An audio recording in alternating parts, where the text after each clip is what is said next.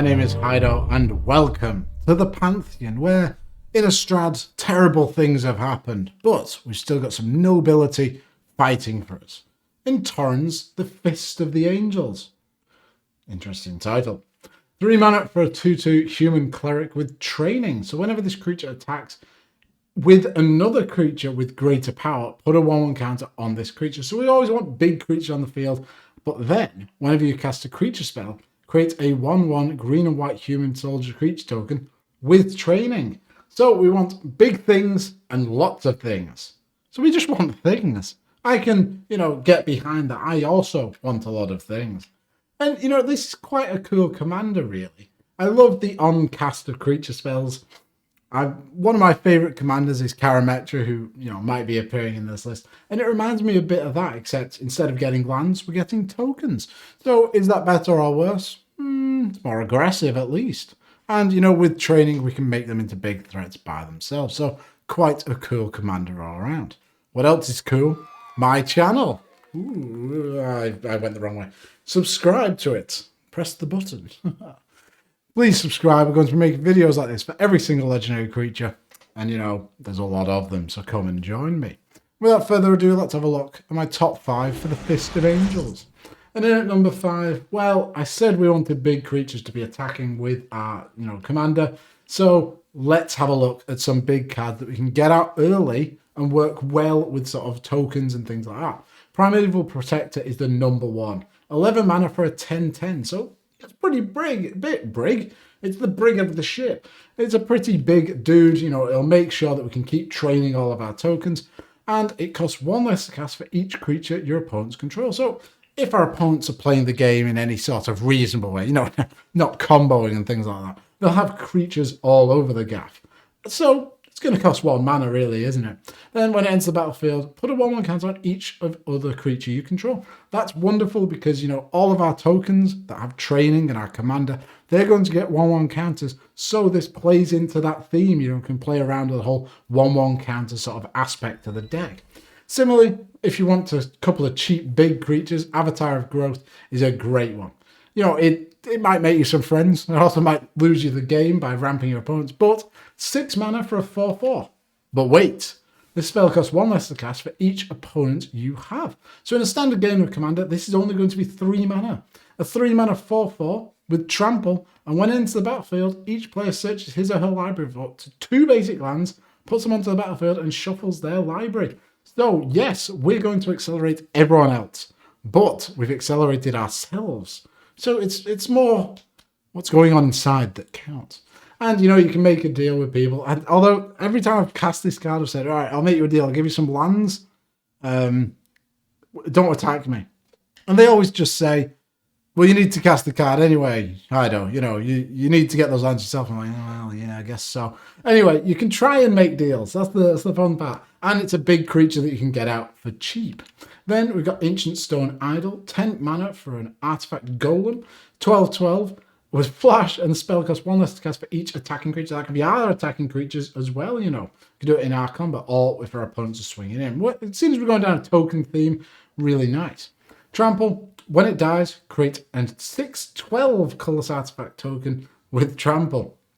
So it's 2 big dudes in 1. But it's a really great card. It works well with the token theme, and it's just massive so we can get off that training. Then there's Emrakul, the Promised End, 13 mana, 13/13. Costs 1 less to cast for each card type among card types in your graveyard. Yeah, we're going to mainly be creatures here, but where's my drink? There it is. But we're going to be able to get a lot of other things into the graveyard. So this can end up costing like 8-7 mana potentially. When you cast it, you gain control of target opponent during the player's next turn. After that turn, the player takes an extra turn. So in the turn that we're going to be taking, and Mindslaver being one of the favourite things of mine to do, this can just absolutely cripple your opponents. We're going to have a lot of creatures, and we choose how we block if they attack into us. So we can just use it as a board wipe, control them completely. If they've got any card that says pay X life, well, they're now dead. You just pay lethal amounts of life. Wonderful card. And Flying, Trample, and Protection from Instants. It's a 13/13, so we're going to make sure to get some training done. Then with all of the tokens we've got Autochthon? Worm? God knows. It's 15 mana for a 9/14, but it has Convoke. So that means that we can use our creatures to pay the mana for it. And it has Trample. So with all those tokens that we're going to be making, this could potentially be free, basically, if we've got 15 tokens. Although if we've got 15 tokens, why are we not just attacking with them? That's the question I've got for you. But this is a wonderful card and it's just massive. Then we've got a Dawnglade Regent. There's no sort of reduction on this card, but it's just really good. 7 mana for an 8/8 enters battlefield, you become the Monarch. So Monarch, we draw a card at our end step. And if someone deals damage to us, they get the Monarch and you pass it around, all sorts of fun. As long as you're on the Monarch, permanents you control have hexproof. So everything, just all of our things, they can't wasteland us, they can't sort of beast within anything. Wonderful card, having hexproof, great bit of protection. And it's an 8/8, so it's going to train lots of things. Then there's Golta Primal Hunger. 12 mana, 12/12. Spell cost X less cast, what X is the total power of creatures you control. And it has Trample. So with all of our tokens, that power will add up, making this cost basically nothing. Drink water, it's delicious. And that brings me on to section 4. And at number 4, we've got Inspiring Call. I talked about using the 1/1 counter sort of theme. This is a wonderful way to do it. We're going to be training all of our tokens, maybe putting counters on things in other ways. So this protects our board state. 3 mana instant, draw a card for each creature you control with a 1/1 counter on it. So, I'll draw tons of cards, we've got tons of tokens. Those creatures gain indestructible at end of turn. So stops board wipes, draws us cards. What? Absolutely phenomenal. Great card. It'll really catch your opponents out, and it just does so much work in a deck like this. And similarly, we've got Armorcraft Judge, who's a 3/3. You can do a bit of training. 4 mana for an Elf Artificer. When it enters the battlefield, draw a card for each creature you control with a 1/1 counter on it. Pretty goddamn good. And I spoke about ways of getting counters on things, other than training, and Vigor is incredible. 6 mana, 6/6, so again, good with the training. Trample, if damage was dealt to another creature you control, prevent that damage. Put a 1/1 counter on that creature for each 1 damage prevented this way. So we swing in a 1/1 into a, 12/12 Kozilek. Well, we prevent 12 damage done to it, and it becomes a 13/13. Is that a likely scenario? No, but it's still really good. So Vigor is just wonderful. Stops all damage-based board wipes. Really, really nice. And if it's put into a graveyard from anywhere, shuffle it into its owner's library. So if someone's playing the mill game, well, you just say, I've got Vigor in my deck. Then you draw Vigor and you've got nothing left. But after, it could give you that 1 turn you need to win the game. Then we've got Iridescent Hornbeetle. 5 mana, 3/4 insect. Beginning with end step, create a 1/1 green insect creature token for each 1/1 counter you've put on creatures under your control this turn. Now, that's phenomenal because the training puts counters onto tokens. So we're going to be making tons of tokens for each of our things that have trained that turn. Really great card, works fantastically in this deck. Big thumbs up from me. And then we've got a couple of Hydras and big X spells that work with tokens. Hooded Hydra, double green and X for a 0/0. Enters battlefield with X 1/1 counters. When it dies, create a 1/1 green snake creature token for each 1/1 counter on it. Then you can morph for 5, so you can play it for a face down as a 2/2, and then for 5 mana, when it's turned face up, put 5 1/1 counters on it. So this is just a great use of the 1/1 counters, and it's a great way of making tons of tokens. And then there's Hangerback Walker. Double X 0/0, enters the battlefield with X 1/1 counters on it. When it dies, we get tokens equal to its power. Oof, that's pretty good. Then you pay 1, tap, put an X 1/1 counter on Hangerback Walker. So the good thing about these X spells is you can make them as big as you need them to be. We want to be training as much as possible, so if all our creatures are 10/10s, well, we'll make it 11/11 and we can still get that training in, which is good. And then we've got Colonian Hydra, which just, yes, it starts off as a 4/4, but by God, it's going to grow and grow our entire team as it goes. 5 mana for a Hydra, trample, enters with 4 1/1 counters. Whenever it attacks, double the number of 1/1 counters on each creature you control. Each of them. Each. And you can stack the triggers, so you train first, the training happens, and then you double the counter, so you get double training. You're really working hard in the gym. It's not very good form, so I think you're supposed to do it. Yeah, I like that. But, oh God. Anyway, Let's have a look at number 3. And it's very similar to the card we've just talked about. Doubling things. Like the seasons. Let's double the seasons. 5 mana for an enchantment. If an effect would create 1 or more tokens under your control, it creates twice that many of those tokens. So whenever we cast a creature spell, we're going to get 2 training things. And if an effect would put 1 or more counters on a permanent you control, it puts twice that many. So when we train, we'll get twice the counters on double the amount of dudes. I ran out of things I could get my feet up here, but you don't want to see that. This is a great card. It's very expensive, but it just works so perfectly in this deck. Really, really great card. Couldn't recommend playing it enough in this deck. And here's a couple of other ways to double things. Primal Vigor, 5 mana for an enchantment. If 1 or more tokens to be put onto the battlefield, twice that many of those tokens are put onto the battlefield instead. So again, doubles the trainers, but it also doubles our opponent's things. So it could backfire magnificently, but our deck really takes advantage of it more than our opponents. And if 1 or more 1/1 counters will be placed on a creature, twice that many of 1/1 counters are placed on instead. So, doubles everything. Then we've got Anointed Procession, 4 mana for an enchantment. If an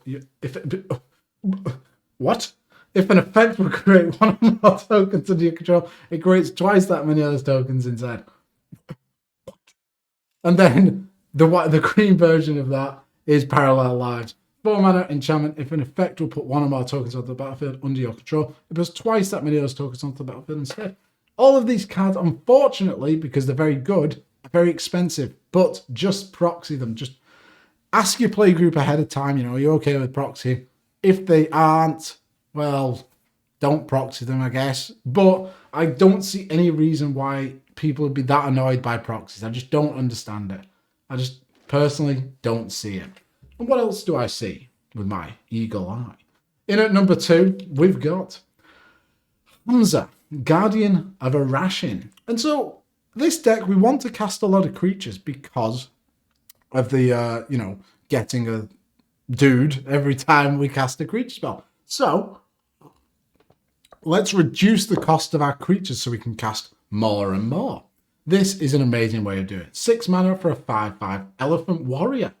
Great start, isn't it? This spell costs 1 less to cast for each creature you control with a 1/1 counter on it. So all of the training guys, all the tokens we made, they will get 1/1 counters, reduce the cost of this. So potentially 2 mana for a 5/5. Sorry. Creature spells you cast cost 1 less to cast for each creature you control with a 1/1 counter on it. So that just reduces the cost of everything that we're casting. Amazing, and allows us to get a ton of cards into play very quickly. Then, similarly, we've got Oketra's Monument and Ronus's Monument. 3 mana for a legendary artifact. White creature spells you cast cost 1 less to cast. And whenever you cast a creature spell, create a 1/1 white warrior creature token with Vigilance. Amazing, just does exactly what you want to do. And this card especially works fantastically with my number 1 pick, which is a wonderful card that I've always loved. So this card just doubles the amount of tokens you're going to be making and reduces the cost of all your white creatures, which is just fantastic. Then there's Ronus's Monument. 3 mana for a legendary artifact. Green creature spells you cast cost 1 less to cast. And whenever you cast a creature spell, target creature you control gets +2/+2 against trample until end of turn. So the thing with all this training, our commander actually has training. So our commander can get up to be pretty goddamn big. So using that cast a green creature thing, we can give our commander +2/+2 and trample, potentially making just our commander lethal to someone if you've really worked on a bit of commander damage. So a great card for the deck. And then we've got Nylea Keen-Eyed. 4 mana for a 5/6 with Indestructible. As long as your devotion to green is less than 5, Nylea isn't a creature. So I currently have 2 blue devotion, so it goes off the pips in permanence casting cost. Creature spells you cast cost 1 less to cast, so a nice reduction, and you pay 3, reveal the top card of your library. If it's a creature card, put it into your hand. Otherwise, you may put it into your graveyard. So that will more often than not actually hit, because we're building really about creatures here. Our commander's ability triggers on casting creatures, so you want to fill the deck with as many creatures as possible. And Nylea is a way to reduce cost that's also a creature, which is really quite good. And that brings me on to number 1. Oh, also all those reduction costs work very well with all the hydras I was talking about. So at number 1, well, what have we got? We've got White Mane Lion. This card just works so well in decks like this. It looks so innocent. It's a common, for God's sake. 2 mana for a cat. Flash. When it enters the battlefield, return a creature you control to its owner's hand. Now, we've seen effects like this. You know, it's like a little recover effect. You can bring something back. The cool thing is, you can bring itself back. So, for 2 mana, you play it. You get a trigger off our commander. We get a token. And then it returns itself back. At flash. So, you can just hold up mana. Everyone can think, oh, he's got loads of removal spells. And you just white main lion over and over again. Just pew, pew, pew, pew, pew. Make tons and tons of tokens. And if we've got a cost reducer, like Oketra's Monument, we're going to make 2 tokens for 1 white mana. So you just hold up loads of white mana and you just make tons of tokens. It just works so well. I love this card.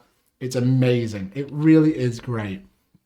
Stonecloaker is very similar. Maybe I like this a bit more. You know, it's a bit more of a threat and has a bit of incidental graveyard hate.